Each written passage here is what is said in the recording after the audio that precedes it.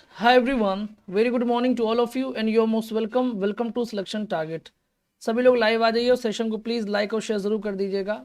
और आज आपके फिर बहुत सारे कॉन्सेप्ट मैं क्लियर करने वाला हूं जो कि बहुत ही ज़्यादा इंपॉर्टेंट हैं और आपके एग्ज़ाम में इससे क्वेश्चंस पूछे भी जाते हैं। तो सभी लोग लाइव आ जाएं प्लीज़। चलिए, तो हमारे बीच लाइव हैं आरवी पटेल, कंचन यादव, रूमन त्यागी, रविंद्र, प्रियांशी, करुणा वर्मा, विशाखा, ममता भारती। चलिए, बाकी सभी लोग शालिनी आर्या, शिल्पा, रेबल राज, देवेंद्र प्रताप, विशाखा श्रीवास्तव, हाँ, पूजा, निधि, देवेंद्र, संगीता और सरोज। चलिए, निधि, शिवानी, रीता, करुणा और नितिन, काना शेखर, उमा, रमेश वर्मा, ममता भारती, आप सभी का स्वागत है। प्रिया सिंह, तो आज ये कॉन्सेप्ट क्लास 4 है ना। आप लोग काफ़ी डिमांड कर रहे हैं इसकी कि सर क्लास बहुत अच्छी है क्योंकि इससे बहुत फ़ायदा हो रहा है, आपके बहुत सारे कॉन्सेप्ट्स क्लियर हो रहे हैं। तो जो चीज़ें मैं पढ़ा चुका हूँ उसके मैं और कॉन्सेप्ट्स को डेवलप करने की कोशिश करूँगा, जो कि रिलेटिव प्रोनाउन की। ठीक है, आज मैं जो कॉन्सेप्ट डेवलप करने वाला हूँ आप लोगों की माइंड में, वो है रिलेटिव प्रोनाउन। और इसके लिए ज़रूरी है कि मैं आपसे कुछ पूछूँ, है ना, क्योंकि पूछना ज़रूरी है। इससे क्या होता है कि बहुत सारी चीज़ें पता चलती हैं कि हमें वो कॉन्सेप्ट्स आते हैं कि नहीं आते हैं। चलिए, तो काफ़ी बच्चे कम दिख रहे हैं आज, 52 बच्चे हो गए। चलिए, सभी लोग लाइव आ जाइए, 1 मिनट का टाइम देते हैं। ललिता, कमलेश, प्रियांशी, हाँ सब लोग रेडी हैं। चलिए, एक बार बताइए कि आप लोग रेडी हैं या नहीं। कमलेश कुमार सिंह, प्रियांशी, माधवी, चलिए, कमलेश राव, ललिता शर्मा, ताहिरा, कहना शेखर। चलिए, वेरी गुड। तो देखिए, सबसे पहले मैं इससे पहले कि मैं पढ़ाने स्टार्ट करूं, ज़रूरी है कि आप मेरे कुछ सवालों का जवाब दें। ठीक है, तो चलिए जवाब दीजिए। इन तीनों में एक साथ बता देना है कि क्या क्या गलती है, किसमें क्या गलती है, मुझे ये चीज़ समझा दीजिए। चलिए बताइए ज़रा, तीनों का एक साथ आंसर दीजिएगा। आराम से पढ़िए, कोई दिक्कत नहीं है। ठीक है, चलिए बताइए क्या होगा इसका आंसर, बताएं। आराम से पढ़िए, टेक योर टाइम। ठीक है, महज बिन गुड मॉर्निंग। चलिए, प्रिया सिंह रेडी हैं, बढ़िया है। नहीं, बफरिंग बिल्कुल नहीं हो रही है, हो सकता है आप क्या ही प्रॉब्लम हो। हाँ, Mandavi Tripathi, good morning. Answer दीजिए, इसमें क्या होगा, तीनों के आंसर एक साथ बता दीजिए। चलिए, Mahjabeen Fatima, God bless you बेटा। Raman Chaudhary, good morning. Preeti Sharma, good morning. चलिए,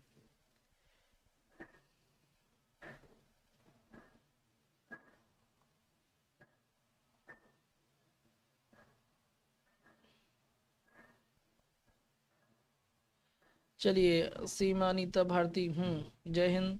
आंसर दीजिए बेटा, क्या होगा। फर्स्ट का डी, एक साथ आंसर दीजिए सब लोग, एक साथ आंसर दीजिए। जैस्मिन ने विच लिखा है, अच्छा। फर्स्ट का डी, बी में दैट लगेगा। नो एरर, हु, नो एरर, शिवानी पाठक ने बोला है। चलिए, शिवानी पाठक। चलिए,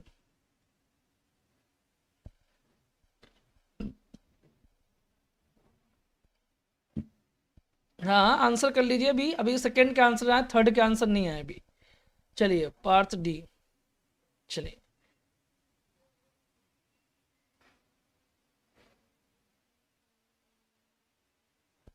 थर्ड का डी आंसर। देखिए, एक चीज़ तो कंफर्म हो गया कि मैंने काफ़ी आप लोगों को जो पढ़ाया है तो आप लोगों ने काफ़ी हद तक चीज़ों को समझ लिया है।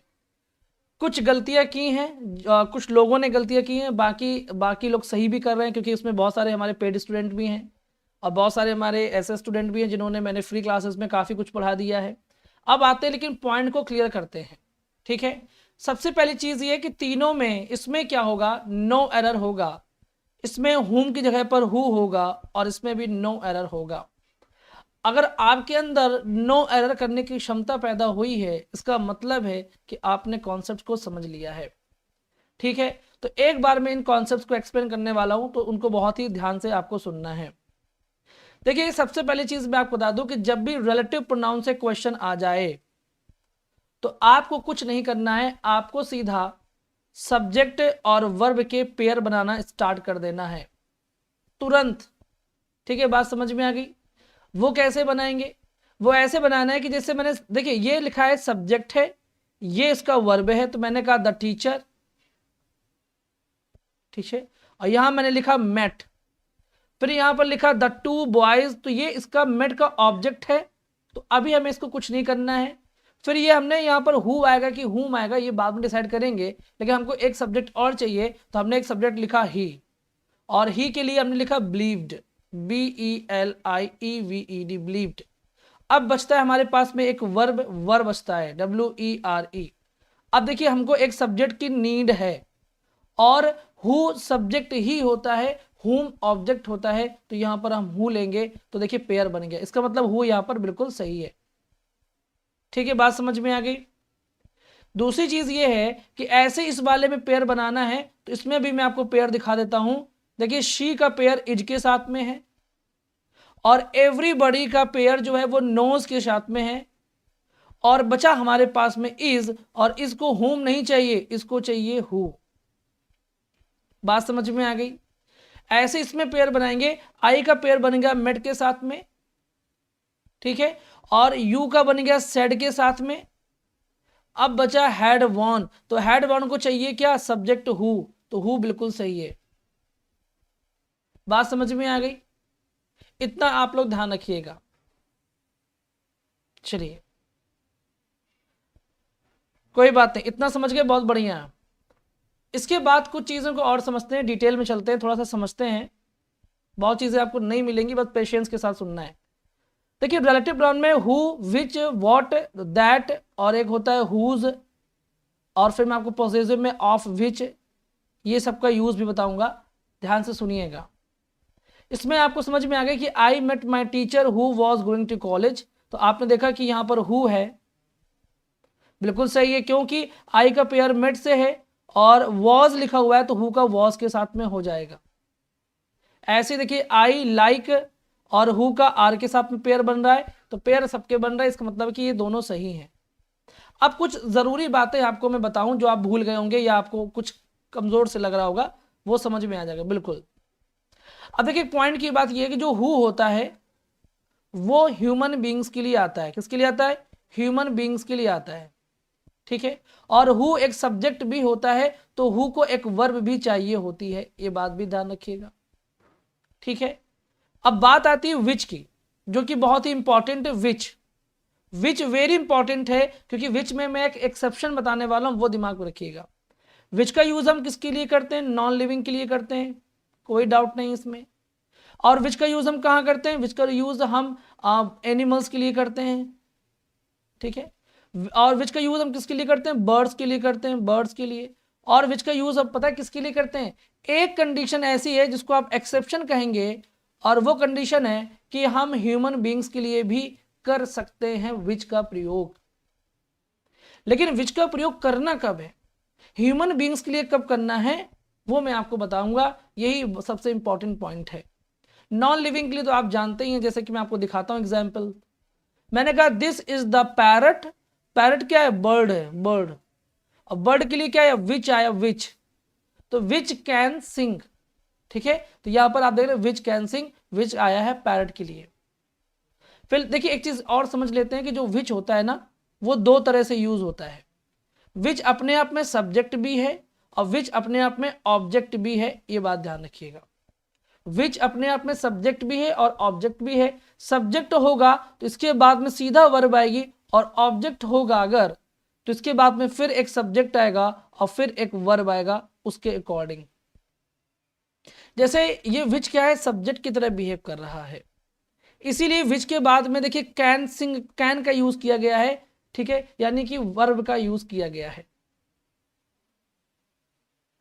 अब मैंने कहा this is the animal which gives milk, तो मैंने कहा विच ये लिखा हुआ है, और विच के बाद देखिए क्या गिव्स आ रहा है, तो ये मतलब ये सब्जेक्ट है, क्या है, सब्जेक्ट है, तभी तो सब्जेक्ट के बाद में वर्ब आ रहा है, ठीक है। अब मैंने कहा ऑब्जेक्ट के रूप में मैं कहा दिस इज द बाइक, अब देखिए बाइक के बाद में विच आ रहा है, लेकिन विच के बाद में वर्ब नहीं आ रही, बल्कि एक और सब्जेक्ट आ रहा है, और फिर यहां पर गिफ्टेड यानी कि वर्ब आ रही है। पॉइंट क्या निकल के आया, पॉइंट निकल के आया जैसे कि ये विच है ना, तो ये वैसे ही है जैसे कि हुम होता है ना ह्यूमन बीइंग वाले में, तो ये विच एज ए ऑब्जेक्ट है, यानी इसका वर्ब से कोई लेना देना नहीं है। देखिए इनका पेयर बन रहा है, और माई फादर का गिफ्ट से बन रहा है। देखिएगा अभी एक बार फिर से बताता हूं, दिस का इज से, माई फादर का गिफ्ट से, और इसका मतलब विच बच गया, यानी कि ये क्या है, ऑब्जेक्ट है। और यहां पर देखिए दिस का इज से और विच का बन रहा है कैन सिंग, तो देखिए ये क्या है, इनका पेयर बनना, तो ये क्या है, सब्जेक्ट है। ठीक है, दिस का इज से और यहां पर विच गिव्स, इनका पेयर बन रहा है, ये सब्जेक्ट है। पॉइंट क्लियर हो गई बात। चलिए, गॉड ब्लेस यू निधि, बात समझ में आ गई, इतनी बातें क्लियर हो गई। तो एक बात और समझते हैं हम लोग इसमें, विच के बारे में मैं एक चीज बताने जा रहा था, जो कि विच ह्यूमन बीइंग के लिए कब यूज होता है। तो मान लीजिए मैंने आपको सेंटेंस दिया, मैंने कहीं लिखा भी था, तो किएगा जरा, ये लिखे हुए हैं। अब मुझे बताइए कि देखिए इनमें तीनों में क्या आप फिल करेंगे, बताएं। मैं आपसे क्वेश्चन पूछ रहा हूं कि इन तीनों में आप क्या फिल करेंगे, बताइए। विच फिल करेंगे, हु फिल करेंगे, ठीक है, या दैट फिल करेंगे, क्या फिल करेंगे बताइए। चलिए बताइए, विच हु दैट में क्या फिल करेंगे, बताएं। चलिए बताइए जरा, तीनों में क्या फिल करेंगे, बताएं।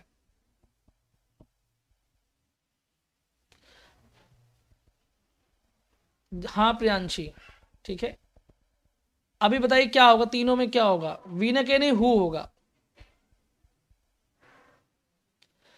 दीपू कह रहे पहले में विच होगा, विच विच ऑफ कह रहे हैं, विच ऑफ। अच्छा, आकांक्षा कह रहे हैं विच ऑफ होगा, नहीं, हु होगा, विच होगा, अलग अलग आंसर दे रहे हैं।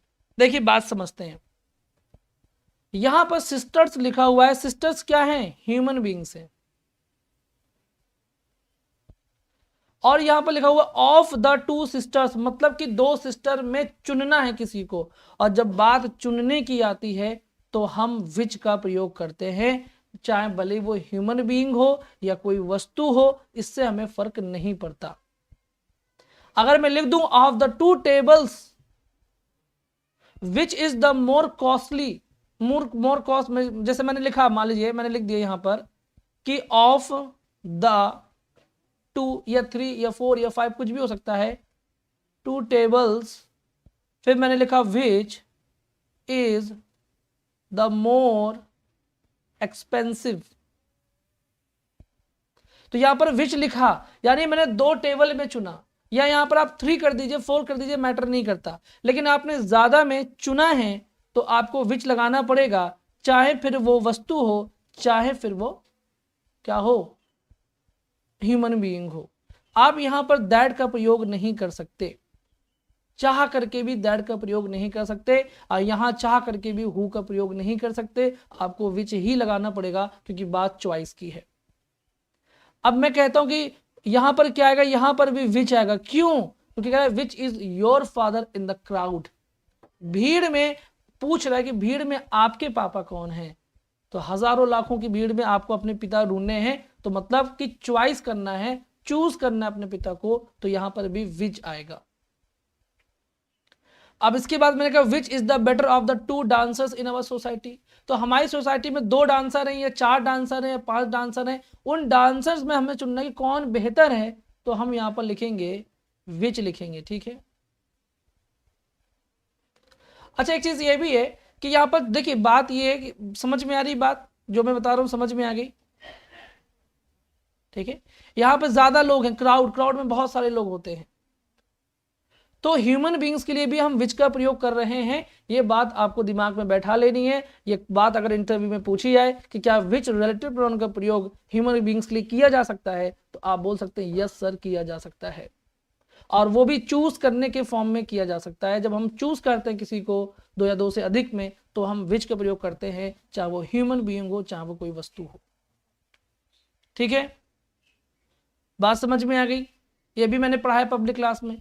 अब आते कुछ और पॉइंट्स में जो कि बहुत इंपॉर्टेंट है। तो हु वाला आसान है, मैंने आपको बता दिया, और इसी में एक चीज मुझे और कंफर्म करनी है कि एक आप पढ़ेंगे दैट, क्या पढ़ेंगे, दैट। दैट एकमात्र ऐसा प्रोनाउन है, दैट एकमात्र ऐसा रिलेटिव प्रोनाउन है जो सबके लिए यूज हो सकता है, हु के लिए भी और विच के लिए भी, और अपने लिए तो वो होता ही होता है।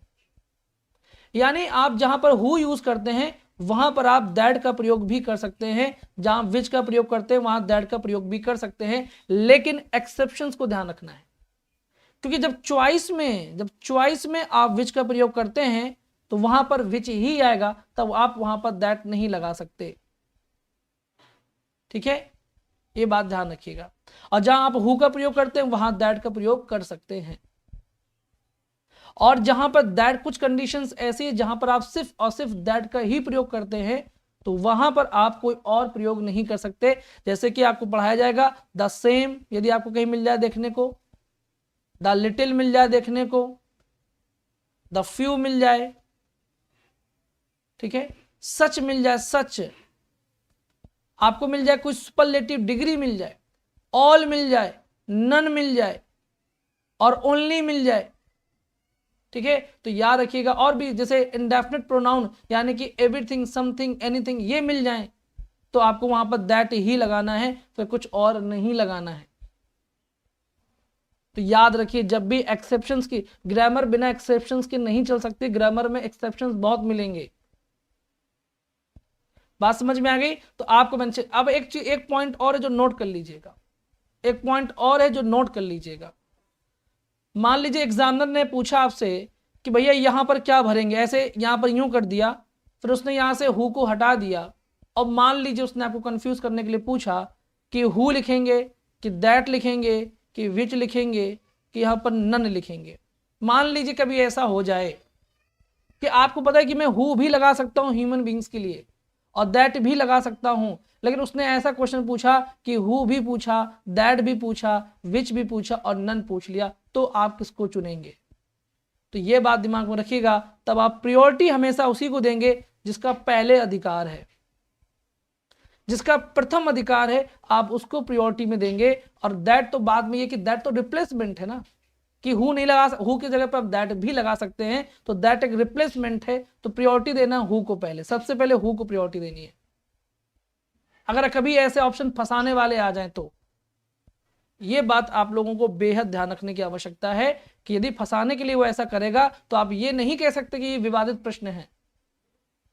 तब आपको प्रायोरिटी देनी उसको जिसका पहले अधिकार है, बाद में देना ऐड को आप। और जब आपके पास चॉइस हो कि भैया यहां पर आप कुछ भी भर दीजिए, तब आप यहां पर हु भी भर सकते हैं, यहां पर दैट भी भर सकते हैं, कोई टेंशन नहीं है।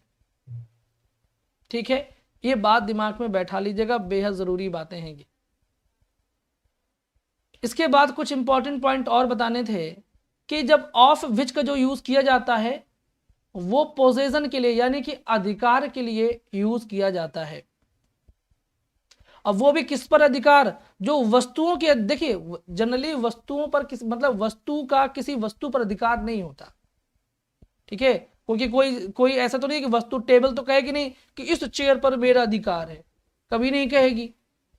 लेकिन फिर भी बहुत सारे ऐसे टर्मोलॉजी होती हैं जहां पर आपको ये लगता है कि उस पर किसी, जैसे मैं कह दूं यहां पर लिखा है the car of which music system, यानी कार जिसका म्यूजिक सिस्टम, तो कोई कार है तो कार के अंदर यदि म्यूजिक सिस्टम लगा हुआ है, इट मींस कि इस कार पर फिलहाल तो इस मतलब म्यूजिक सिस्टम पर इस कार का अधिकार है। बात समझ में आ गई? भले ही कार आपने खरीदी है, लेकिन यदि कार में म्यूजिक सिस्टम लगा हुआ है तो ये इस म्यूजिक सिस्टम पर किसका अधिकार है? कार का अधिकार है। ठीक है, मैं लिख दूं कि मैंने लिख दिया द फ्लाई ओवर ऑफ, फिर मैंने क्वेश्चन लिखा आपके लिए, चलिए मैंने लिखा क्वेश्चन लिखा कि द फ्लाई ओवर, फिर सवाल पूछा गया कि यहां पर क्या आएगा? इनॉग्रेशन, बताइए यहां पर क्या आएगा? विच आएगा, ऑफ विच आएगा, क्या आएगा? तो ये भी मैंने आपको पढ़ाया है, तो आप आसानी से कह देंगे। बहुत लोग बोलते हैं सर फ्लाई ओवर की बात में विच क्यों नहीं लगा सकते? विच लिख देंगे, क्या दिक्कत है? कि फ्लाई ओवर और जिसका इनॉग्रेशन, लेकिन यहां पर देखिए फ्लाई ओवर पर इनॉग्रेशन किसका है? फ्लाई ओवर का है, मतलब कि क्या बोलते हैं, अनावरण किसका है? फ्लाई ओवर का है। तो अभी इस पर अधिकार है, तो आपको ऑफ विच का प्रयोग करना चाहिए यहां पर। क्या समझ में आया? कुछ समझ में आया? जैसे मैं कह दूं द हाउस, अब फिर मैं यहां लिख दूं फर्नीचर, तो आपको आंसर करना है the house of which furniture, यानी कि भाई विच लगा देंगे मतलब जानते हैं विच लगा देंगे मतलब क्या हो गया कि यही फ्लाईओवर को आप इनॉग्रेशन कह रहे हैं। यदि आप यहां पर सिर्फ विच लगाएंगे तो मतलब आपने कह दिया कार ही म्यूजिक सिस्टम है, ये कह दिया। दोनों में फर्क समझिएगा। अगर आप सिर्फ विच लगा रहे हैं तो मतलब ये हो गया कि कार ही है जो म्यूजिक सिस्टम है, फ्लाईओवर ही है जिस जो इनॉग्रेशन है, खुद इनॉग्रेशन बना दिया आपने। तो हमको ये नहीं बनाना, हमको कहना है कार का म्यूजिक सिस्टम, फ्लाईओवर का इनॉग्रेशन, घर का फर्नीचर, ना कि घर ही फर्नीचर है। पॉइंट क्लियर हुआ? क्यों हम विच यूज करते हैं, क्यों हम ऑफ विच यूज करते हैं, ये बात बता रहा हूं। जैसे मैंने कहा अभी आपने पिछले पढ़ा, this is the parrot, parrot which can sing, आपने लिखा। तो यहां पर पैरट के लिए विच यूज हुआ तो मतलब यही पैरट ही है। तो अगर आप विच को हटा भी देंगे तो this is the parrot which can sing. अब देखिएगा पॉइंट की बात। तो this is the parrot which can sing, जो गा सकते। तो आपको विच नहीं लगाना है तो मत लगाइए। मतलब एक बात कह रहा हूं कि यदि हम विच को हटा देंगे तब भी बन के आ रहा है कि पैरट कैन सिंग, यानी यही पैरट क्या है, विच हो गया।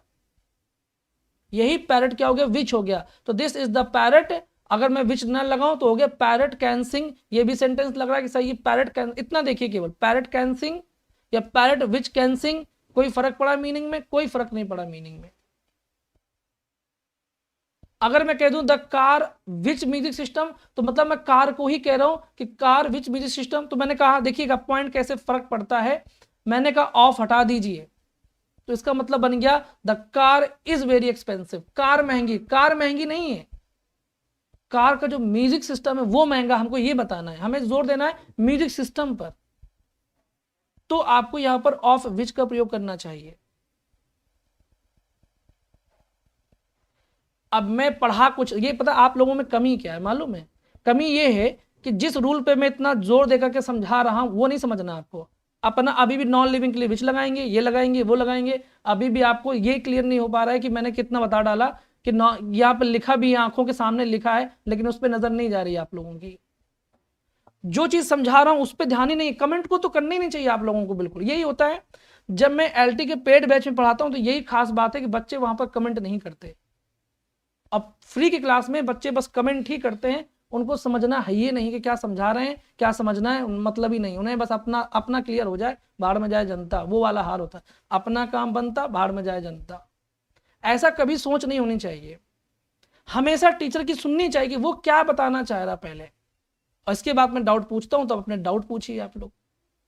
और पेड क्लास में क्या होता है कि बच्चे कुछ नहीं कहते, बच्चे पहले सुनते हैं, फिर मैं उनके डाउट लेता हूं, वो डाउट बताते हैं। इसीलिए एलटी का बैच अपने आप में एक यूनिक बैच होगा, मैं ये दावे के साथ कह रहा हूं। इतिहास रचेगा अपने आप में। ये इतना बढ़िया बेस, इतना बढ़िया चल रहा है वो।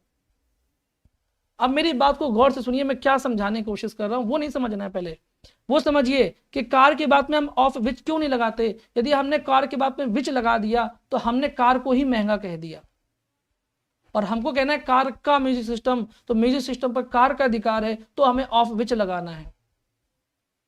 अब मैंने कहा the fly over of which inauguration, तो ऑफ विच क्यों लगाया? क्योंकि फ्लाई ओवर का इनॉग्रेशन है, फ्लाई ओवर ही इनॉग्रेशन नहीं है। ये फर्क है दोनों में। अभी एक्सप्लेन नहीं कर पाएंगे, अगर आपसे कोई पूछेगा तो एक्सप्लेनेशन जानना जरूरी है। बात समझ में आ गई? मैंने कहा the house of which furniture, तो घर ही फर्नीचर नहीं है बल्कि घर का फर्नीचर होता है। ये बात ध्यान रखिएगा, ठीक है? ये बात ध्यान रखिएगा। ये बात आपको अब पूछिए क्या पूछना है। मैंने अपनी बात कंप्लीट कर ली है विच वाले में, अब पूछिए क्या पूछना है। अब मैं आपको दे रहा हूं टाइम पूछने का, पूछिए, चलिए पूछिए, है ना? क्योंकि अगर आपके डाउट है तो पेशेंस रखा जाता है। पहले टीचर को अपनी बात कंप्लीट करना, हो सकता है आपकी बात का आंसर मिल जाए थोड़ा देर में। ये बात आपको नहीं पता रहती है, लेकिन मैं बता रहा हूं कि थोड़ा वेट करेंगे तो आपको आंसर भी मिल जाएगा। अब बताइए क्या समझ में नहीं आ रहा? समझ में आया? चलिए बताइए।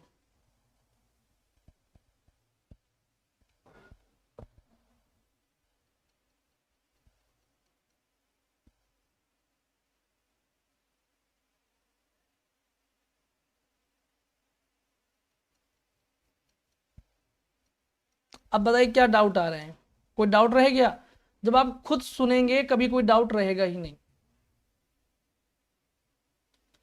ऑफ विच सेकेंड सब्जेक्ट की क्वालिटी को रिलेट करता है। क्वालिटी की बात ही नहीं है शालिनी, अधिकार की बात है। ऑफ विच क्या म्यूजिक सिस्टम की क्वालिटी बता रहा है, वो बता रहा है कि इस म्यूजिक सिस्टम पर कार का अधिकार है, इस फर्नीचर पर घर का अधिकार है, और इस इनॉग्रेशन पर फ्लाईओवर का अधिकार है, वो बता रहा है। इसमें क्वालिटी की बात ही नहीं कर रही है।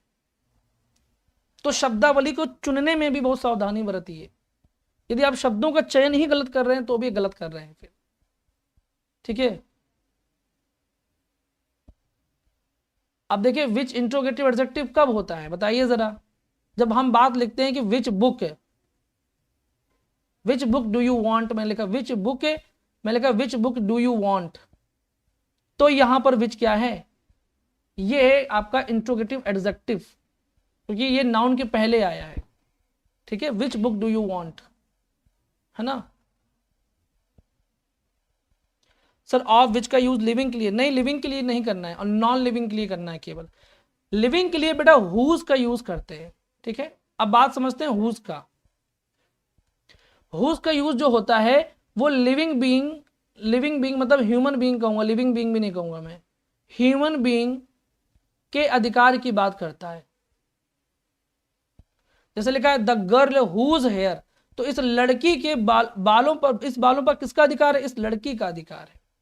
तो द गर्ल हुज हेयर यानी लड़की जिसके बाल, this is the taxi driver whose daughter, of which daughter नहीं लिखेंगे आप, यहां पर हुज की जगह पर आप ऑफ विच नहीं लिख सकते। ये नहीं लिख सकते कि मैंने कहा कि मान लीजिए मैंने लिखा the girl of which here is करली, गलत हो जाएगा, ऑफ विच नहीं लिख सकते आप।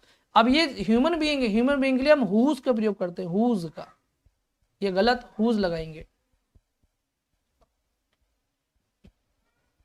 करुणा करें, बस एनिमल और बर्ड्स के लिए आएगा, नॉन लिविंग के लिए आएगा विच, ठीक है, नॉन लिविंग के लिए भी आएगा।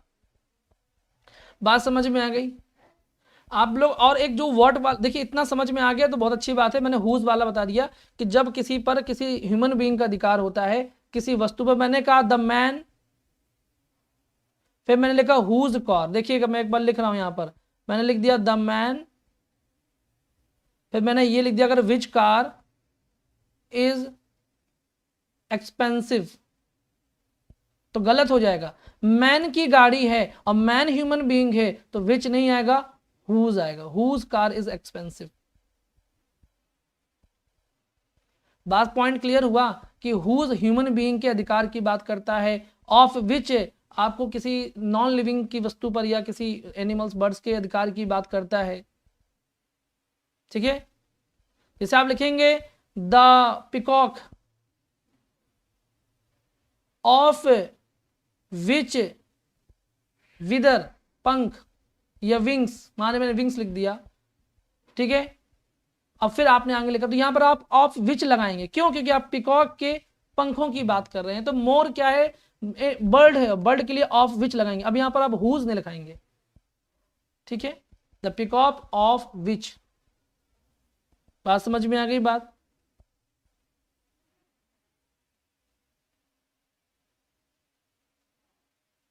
क्लियर हो गई बात। चलिए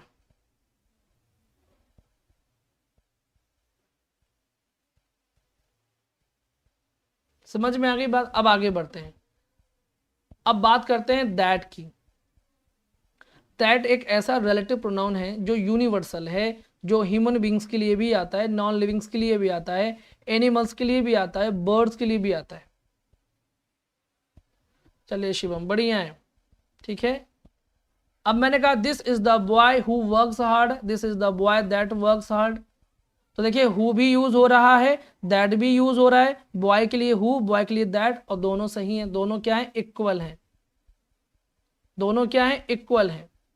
this is the house which my grandpa built, this is the house that my, तो हाउस के लिए दैट, हाउस के लिए दैट, दोनों विच, दोनों सही है, कोई दिक्कत नहीं है। ये बात सिंपल सी बात मैंने आपको बताई कि दैट का यूज आप किसी के लिए भी कर सकते हैं, लेकिन एक सिचुएशन ऐसी आती है जहां पर आप दैट ही लगाएंगे। जैसे यदि अब देखिए दैट आ रहा है, तो इस जैसे ये लिखा हुआ मॉल क्या है, देखिए दैट क्या है, रिलेटिव प्रोनाउन है, और मॉल क्या है, एंटीसीडेंट है। क्या एंटीसीडेंट, एंटीसीडेंट का मतलब होता है पूर्ववर्ती। पूर्ववर्ती मतलब जो संबंधवाचक प्रोनाउन, मतलब कि जो रिलेटिव प्रोनाउन के पहले आता है, पूर्ववर्ती। उस पूर्ववर्ती के पहले यदि आपको द सेम देखने को मिल जाए, क्योंकि द सेम क्या है, एडजेक्टिव है, तो इसके बाद जाहिर सी बात है कि नाउन आएगा। द लिटिल क्या है, एडजेक्टिव है, जाहिर सी बात है कि इसके बाद में नाउन आएगा। द फ्यू क्या है, एडजेक्टिव है, तो नाउन आएगा। और नाउन जो आएगा मतलब ये हुआ कि वो नाउन क्या है, एंटीसीडेंट है। किसका, रिलेटिव प्रोनाउन का। सुपरलेटिव डिग्री किसकी बनती है, एडजेक्टिव की बनती है, तो एडजेक्टिव आया मतलब नाउन आएगा उसके बाद में। Only, none, such, something, anything, everything, nothing, all, ये सब चीजें अगर आपको देखने को मिलती हैं तो मान के चलिए वहां पर आपको दैट का ही प्रयोग करना है, कोई अदर रिलेटिव प्रोनाउन का यूज नहीं करना है।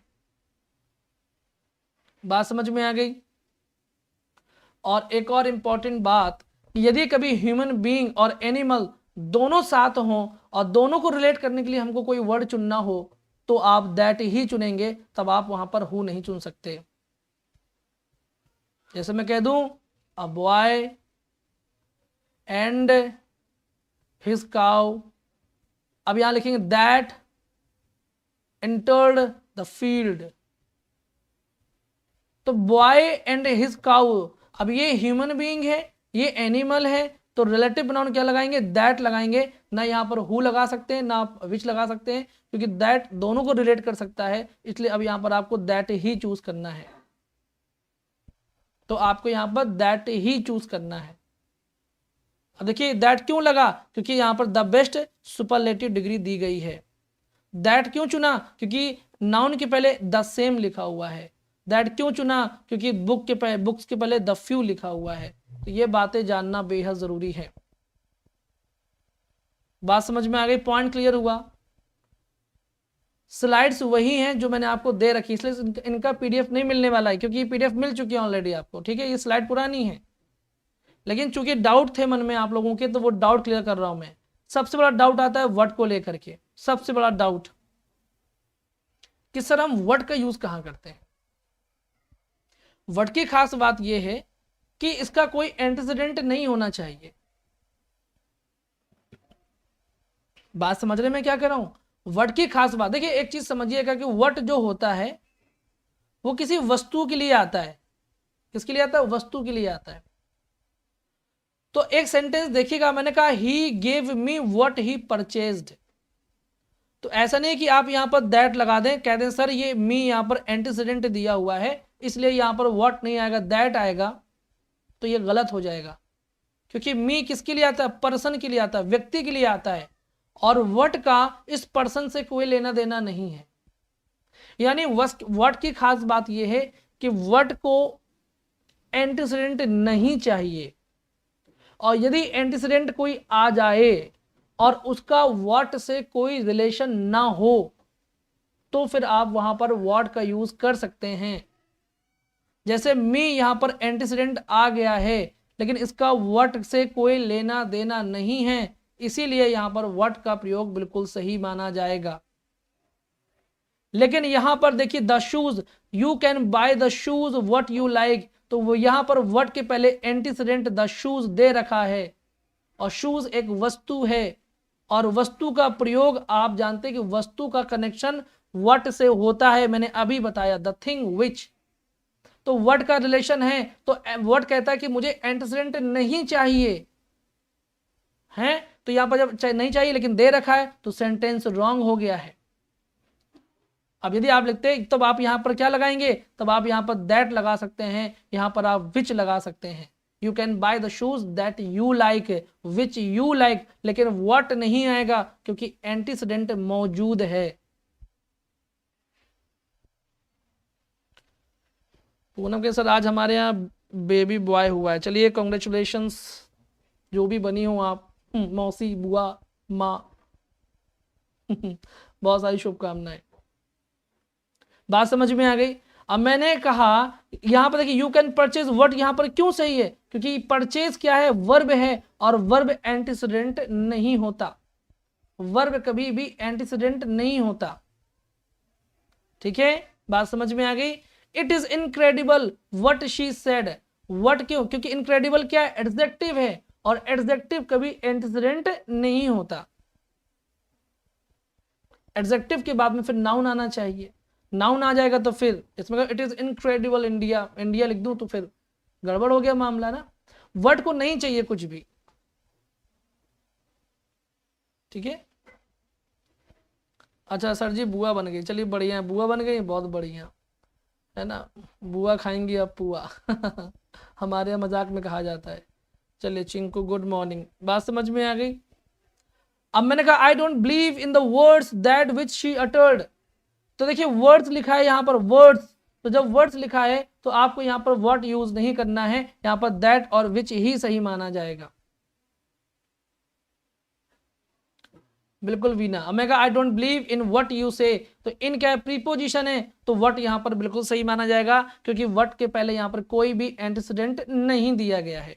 आई नो व्हाट यू से, मैं जानता हूँ जो आप कहते हैं, तो देखिए नो क्या है? वर्ब है, और ये वर्ड का एंटीसीडेंट नहीं है, इसलिए यहाँ पर व्हाट बिल्कुल सही है। लेकिन यहाँ पर लिखा he gave me what he purchased, उसने मुझे दिया जो उसने खरीदा, तो यहाँ पर व्हाट सही है, क्योंकि मी पर्सन के लिए आता है और इसका रिलेशन व्हाट से नहीं है, क्योंकि व्हाट का रिलेशन वस्तु से होता है, लेकिन फिर भी उसको वस्तु नहीं चाहिए, ठीक है। ये वही वाला हाल है कि शादी करनी है लेकिन बगल में दुल्हन, मतलब जिंदगी नहीं झेलनी शादी वाली, ये वही वाला सीन हो जाता है व्हाट के साथ में, कि वस्तुओं के लिए यूज होता है लेकिन वस्तु नहीं चाहिए। मेरे बगल में कोई ना बैठे तो मुझे यूज करो, अन्यथा मुझे हटा दो, कुछ और ले लो भैया, ठीक है। कोई कंफ्यूजन नहीं सनाया, सिंपल सी बात है कि वर्ड के पहले यदि कोई नाउन आ रहा है तो आप वर्ड का यूज मत कीजिएगा, और यदि कोई प्रोनाउन दे रहा है पर्सन वाला तो आप वहां पर यूज कर सकते हैं, ठीक है। सिंपल सी बात है, बात समझ में आ गई। ये बेहतरीन पॉइंट्स थे जो आप, और एक चीज मैं आपको एक और पॉइंट की मजेदार बात बताऊं कि जो रिलेटिव प्रोनाउन होते हैं ये भले ही अपने आगे आने वाले शब्दों को रिलेट करते हैं, लेकिन है और इन्हीं के अकॉर्डिंग वर्ब भी लेकर के आते हैं, ठीक है। वर्ब इन्हीं के अकॉर्डिंग लगेगी।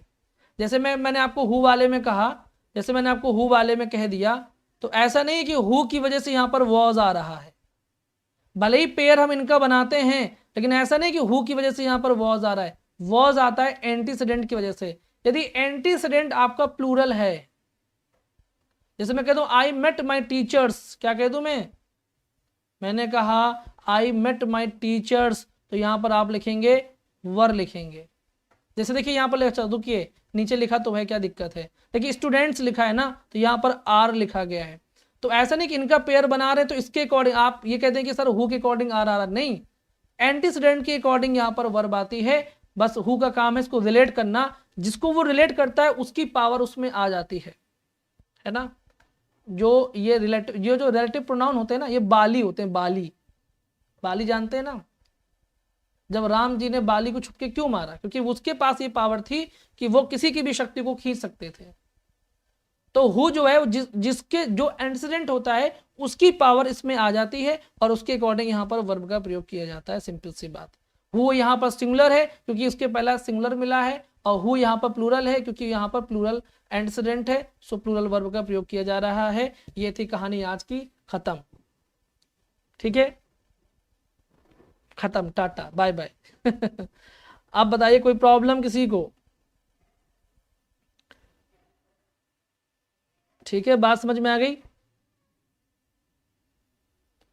क्लियर हो गई बात? चलिए ये थी आज की बातें। यदि आपने समझ लिया है, तो यदि आप चाहते हैं कि इससे भी डीप आपको पढ़ने को मिले, तो एलटी का बैच आपके लिए वरदान साबित हो सकता है। यानी एक ही बार पढ़ना, दोबारा कभी पढ़ने की नौबत नहीं आएगी, इस वे में पढ़ाया जा रहा है। एलटी के बैच अपने आप में यूनिक है, बच्चे जानते हैं कि मैंने कितना डेडिकेशन के साथ में पढ़ा रहा हूँ, और मैंने पढ़ाया है। जब मैं फ्री इतना दे सकता हूँ तो पेड में कितना नहीं दे सकता। 20% ऑफ भी है, 799 चार्ज है, बहुत ज़्यादा नहीं है, और आप ज्वाइन कर सकते हैं। Detail practice, vocab, doubt sessions, daily doubt लेता हूँ, डेली डाउट, क्लास खत्म डाउट पूछिए। इस तरह से होती है पढ़ाई, क्योंकि ग्रामर लाइक मैथमेटिक्स। अगर मैथमेटिक्स में आपने सवाल लगाए और आपको डाउट क्लियर नहीं हुए तो आपको जिंदगी भर मैथ नहीं आ सकती। आपने ग्रामर पढ़ी और आपके डाउट क्लियर नहीं हुए, आपको जिंदगी भर ग्रामर नहीं आ सकती। तो ज़रूरी है कि आपके डाउट तुरंत क्लियर होने चाहिए। और 7 PM क्लास का टाइम रहता है। यदि आप भी इंटरेस्टेड हैं तो देर मत कीजिएगा। अभी सिर्फ 2 चैप्टर हुए, नाउन और प्रोनाउन। एडजेक्टिव मैंने कल स्टार्ट किया है और इतना बढ़िया चल रहा है, आप ज्वाइन कर सकते हैं। जो लोग रिकॉर्डेड में इंटरेस्टेड हैं वो फ़ोन 99 का ले सकते हैं। 31 जुलाई तक वैलिड रहेगा। ये 1 ईयर था तब जब जून से स्टार्ट किया था मैंने, लेकिन ये 31 जुलाई तक वैलिड रहेगा। ये 31 अक्टूबर तक वैलिड रहेगा। बाकी आपकी इच्छा पर है ना। पढ़ना और नहीं पढ़ना, ये बैच लेना नहीं बचना, ये आपके पूरे डिस्क्रिप्शन पर है। मेरा काम था पढ़ाना, मैं आपको पढ़ा रहा हूँ।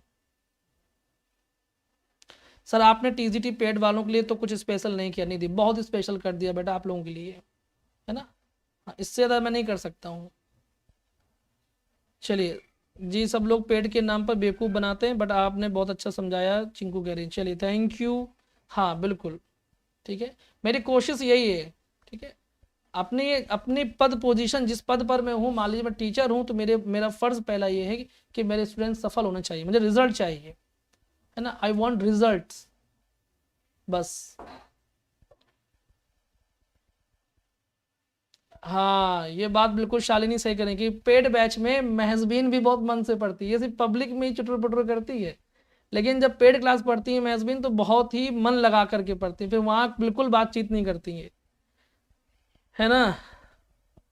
हाँ सनाया कहीं सर टीजीटी पेड वालों को एक चीज़ बताइए, 6 महीने से पेड वालों टीजीटी पेड वालों को मैं पढ़ा रहा हूँ और ये कॉन्सेप्ट वाली क्लास दे रहा हूँ, फिर भी कह रहे हैं कि सर भूल गए हैं, है ना।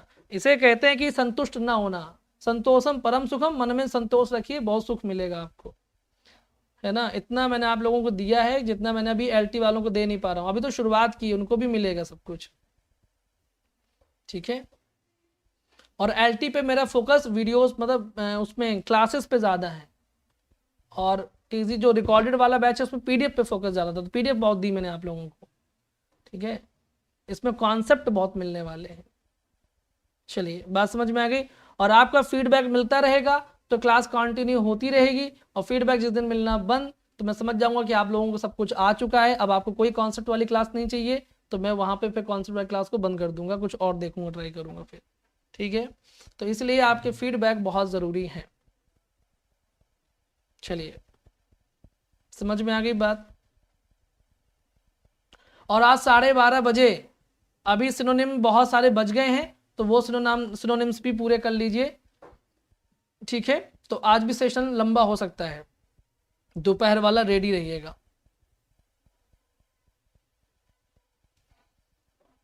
बिल्कुल बिल्कुल नाइमा परवीन थैंक यू। चलिए मिलते हैं कल, ठीक है। हाँ चलिए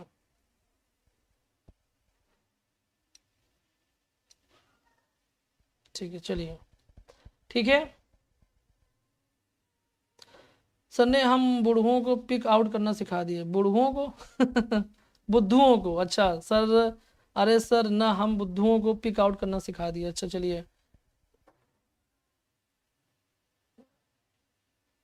चलिए। शशि शर्मा कोई बात नहीं, जो एलटी का बैच है इसका मतलब ये नहीं कि वो एलटी में ही काम आएगा, वो टीजीटी में भी काम आएगा, ग्रामर तो टीजीटी में भी काम आएगी, पीजीटी में भी काम आएगी, और ये सिर्फ नाम एलटी है। इस कंफ्यूजन को दिमाग से हटा दी सब लोग कि एलटी है तो मतलब एलटी पढ़ा रहे हैं, नहीं। एलटी वाला बैच जो है वो टीजीटी में भी काम करेगा, पीजीटी में भी काम करेगा, कोई और एग्जाम देते हैं आप तो उसमें भी काम करेगा, और एलटी में तो काम करेगा ही करेगा। तो पढ़िए ऐसा कि सब में काम करे, ठीक है। मेरा मकसद ये रहता है। चलिए हाँ रुद्राक्षी बिल्कुल दोपहर में मिलते हैं। अच्छा दोपहर में 12:30 बजे मिलते हैं, ठीक है। 12:30 बजे, आज 12:30 बजे दोपहर में। सुनने में कुछ बच गए, उसकी भी हम लोग प्रैक्टिस कर लेते हैं, ठीक है। चलिए